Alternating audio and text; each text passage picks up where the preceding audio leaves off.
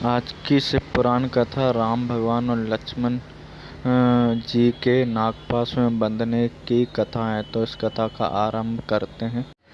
इस प्रकार से युद्ध चल ही रहा था कि सूर्यदेव अस्त हो गए तथा प्राणों का संहार करने वाली रात्रि का आगमन हो गया। दोनों पक्षों में योद्धा बड़े भयंकर थे तथा अपनी अपनी विजय चाहते थे। अतः उनके मध्य रात्रि युद्ध होने लगा। दोनों पक्षों के मध्य घनघोर युद्ध मच गया। मारो मारो, काटो काटो शब्दों से समस्त समरभूमि गुंजयमान हो गई और रक्त की नदियां बहने लगी। घायल होकर कर्राते हुए राक्षसों तथा शस्त्रों से छत बिछत हुए वानरों का आर्तनाद बड़ा भयंकर प्रतीत होने लगा। वानरों और राक्षसों का संहार करने वाली वह भयंकर रजनी काल रात्रि के समान समस्त प्राणियों के दुर्लभ हो गई थी।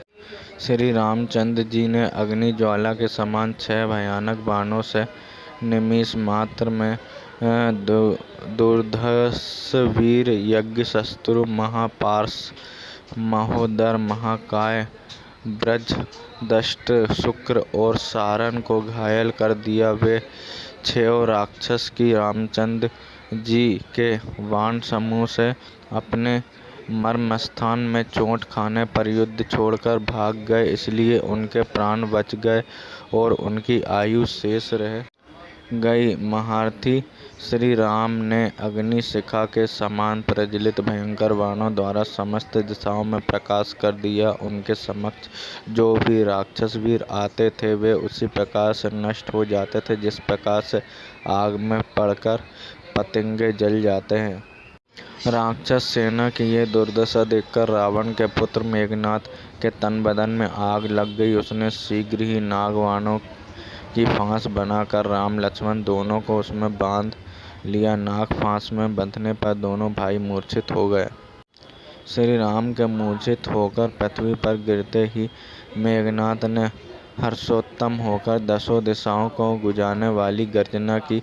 राक्षस सेना में फिर से नवजीवन आ गया और वे मेघनाद की जय जयकार करती हुई बड़े उत्साह से वानर सेना पर टूट पड़ी। मेघनाद उनके उत्साह को बढ़ाते हुए कह रहा था कि जिनके कारण आज सोनित की सरिता बह रही है वे दोनों भाई नागपाश के बंधे पृथ्वी पर मूर्छित पड़े हैं। अब देव नर किन्नर किसी में इतनी सामर्थ्य नहीं है जो इन्हें पाशव से मुक्त कर सके। अब युद्ध समाप्त हो गया। लंकापति की विजय हुई। इस प्रकार विजय घोष करता हुआ मेघनाद लंका को लौट गया।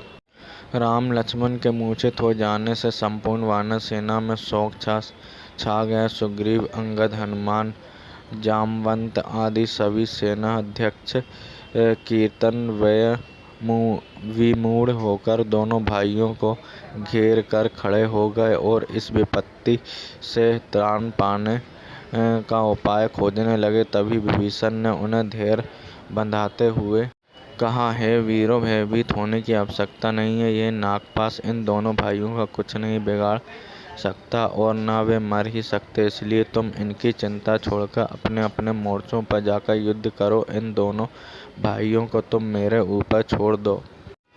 उधर जब रावण ने मेघनाद के मुख से राम लक्ष्मण के नागपाश में बंधकर मूर्छित होने का समाचार सुना तो उनके हर्ष का पारावार न रहा। उसने सीता की रक्षा पर नियुक्त राक्षस नारियों को बुलाकर आदेश दिया, तुम लोग सीता को पुष्पक विमान पर चढ़ाकर युद्ध भूमि में ले जाओ और उन्हें ले जाकर राम लक्ष्मण को दिखाओ जो पृथ्वी पर मरे पड़े हैं।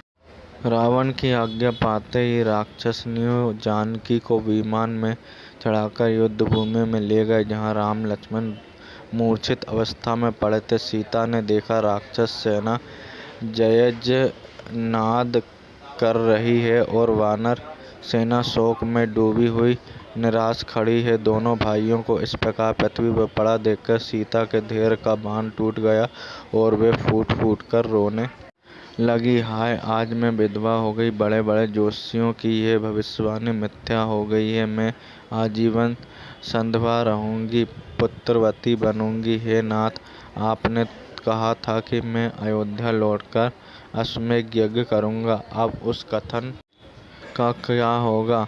जो विश्व को जीतने की शक्ति रखते थे, आज वे कैसे मौन पड़े हैं? हाँ विधाता, तेरी ये क्या लीला है।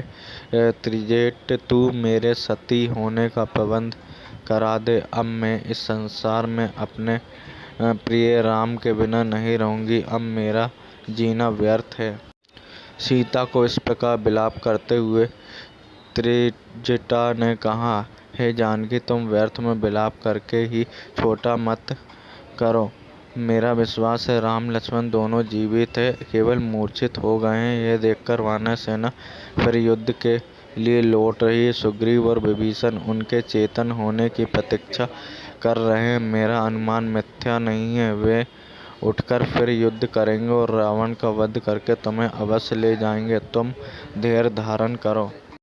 इस प्रकार सीता को समझा बुझाकर त्रिजटा सीता सहित विमान को पुनः अशोक वाटिका में ले गई। नागपाश में बंधे राम और लक्ष्मण काफी देर तक भूमि पर पड़े रहे। तभी अकस्मात जोर से आंधी चलने लगी। आकाश में घने बादल छा गए। इतने में ही आकाश मार्ग से विंता का पुत्र गरुड़ उड़ता हुआ आया। उसने देखा दोनों भाइयों के पास बैठकर उनके शरीर का स्पर्श किया। गरुड़ के स्पर्श करते ही समस्त नागपाश भयभीत होकर पृथ्वी में गिर गए। नागों के बंधन से मुक्त होने पर राम और लक्ष्मण ने अपने नेत्र खोले। उनके पीले पड़े हुए मुखमंडल पर नवीन आभा से चमचमने लगे। चैतन्य होकर राम ने गरुड़ को धन्यवाद देते हुए कहा, हे वेंकटेश, तुम्हारे अनुग्रह से हम दोनों भाई इस बंधन से मुक्त हुए हैं। हम तुम्हारा कैसे आभार प्रदर्शन कर सकते हैं। राम की ये विनम्र वाणी सुनकर गरुड़ ने उत्तर दिया, हे राघव, मैं तुम्हारा मित्र हूँ। वन में विचरण करते हुए मैंने सुना कि मेघनाथ ने तुम्हें इस नागपाश में बांध लिया है, जिसे देवता, राक्षस, यक्ष, गंधर्व कोई नहीं खोल सकते। इसलिए मैं मित्र धर्म के नाते यहाँ आ पहुँचा और मैंने तुम्हें नागपाश से मुक्त कर दिया। भविष्य में अधिक सतर्क रहकर युद्ध करना, क्योंकि ये राक्षस बड़े कपटी तथा मायावी हैं। इतना कहकर गरुड़ ने उनसे विदा ली। राम और लक्ष्मण को पूर्णतः स्वस्थ पाकर वानर सेना के आनंद का पारावार न रहा। हे रघुवीर की जय जयकार करके बाजे, नगाड़े, रणभेरी आदि बजाकर राक्षसों को भयभीत करने लगे।